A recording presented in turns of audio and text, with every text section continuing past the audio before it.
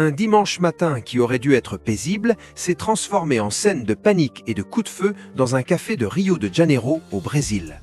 Des clients, en train de boire leur café vers 10h44, ont été pris au dépourvu par un braqueur. Le crime a toutefois été empêché par un agent de la police civile qui se trouvait sur place hors service. Les images de vidéosurveillance, rapidement diffusées sur Internet, ont capturé toute la tension de l'incident. Sur la vidéo, un jeune homme entre dans l'établissement et annonce le braquage. Parmi les clients, un homme portant une casquette jaune, un agent de la police civile, remarque la situation et attend avec un sang-froid calculé le moment opportun pour intervenir. Lorsque le braqueur s'approche de la caisse, l'agent vérifie discrètement l'arme à sa ceinture. Sa femme, assise avec lui à la table, comprend son intention et agit elle aussi naturellement afin de ne pas éveiller les soupçons.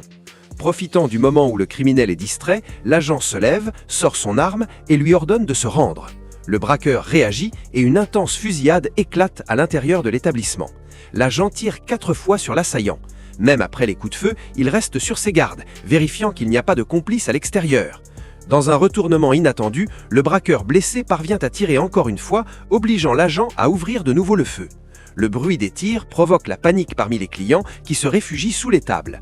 Finalement, le criminel se rend et jette son arme au sol. Dans un geste impulsif et dangereux, un autre client ramasse le pistolet du braqueur pour le remettre à l'agent. Ce geste, qui a mis sa propre épouse en danger lorsqu'il a pointé l'arme dans sa direction, a suscité de vives polémiques sur les réseaux sociaux. De nombreux internautes ont critiqué son imprudence. Mais grâce à la réaction rapide et courageuse de l'agent, resté vigilant, aucun client n'a été blessé et l'incident s'est terminé sans victime. Le dialogue a eu lieu entre des agents des forces de l'ordre et un homme arrêté sur la route. C'est pourquoi nous essayons de faire cet exercice. Ainsi, nous pourrons aller de l'avant. Vous êtes haïtien? Cela n'a rien à voir avec mon respect. Ma question était, êtes-vous haïtien? Qui est ce type en chemise blanche? C'est le colonel. Colonel? D'accord. Eh bien, je suis un employé fédéral. Je vois. J'essaie de rentrer chez moi. Mes garçons sont avec moi. Pour qui travaillez-vous? Le DHS. Avez-vous une pièce d'identité sur vous? Non. D'accord, mais si je les appelle, ils confirmeront que vous êtes un agent, frérot. Très bien. Vous n'avez aucun document ni aucune pièce d'identité prouvant que vous venez du DHS? Pas sur moi. Non. D'accord. Très bien. D'accord. Mais vous n'avez pas d'armes sur vous pour le moment? Non. Très bien. Je veux parler aux enfants. Je vais vous demander de sortir de la voiture et nous allons nous diriger vers l'arrière de votre véhicule, d'accord? Vous êtes sérieux là? Oui, monsieur. Vous savez quoi? Appelez mon supérieur. D'accord. Vous voulez faire l'exercice ou... Non, je vais le faire. Mais vous savez quoi? Que fait ce type là-bas? Les gars, venez. Asseyons-nous parce que nous sommes sur le bord de la route. Nous ne voulons pas être renversés et nous ne voulons pas que vous le soyez non plus. C'est pourquoi j'essaie de faire l'exercice, pour que nous puissions avancer. Vous êtes haïtien? Cela n'a rien à voir avec ma race, mon pote. Les policiers tentent de mener des vérifications et de le contraindre à sortir du véhicule, tandis que l'homme insiste pour parler à sa hiérarchie et s'inquiète pour ses enfants. Ma question était, êtes-vous haïtien? Cela n'a pas d'importance, peu importe d'où vous venez.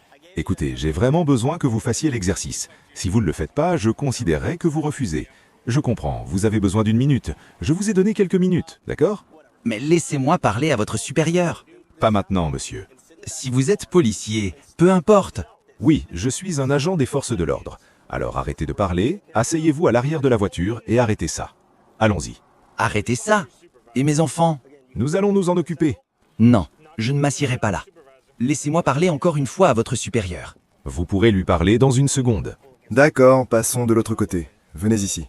Allez, ne résistez pas, allons-y. Non, je ne m'assierai pas là sans mon supérieur. Je ne bouge pas, frérot. Ne faites pas ça.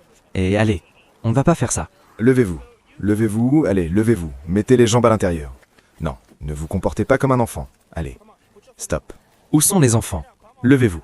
Mettez les jambes à l'intérieur. Quoi? Mettez les jambes à l'intérieur. Mettez les jambes à l'intérieur. Vous ne voulez pas aggraver la situation, n'est-ce pas?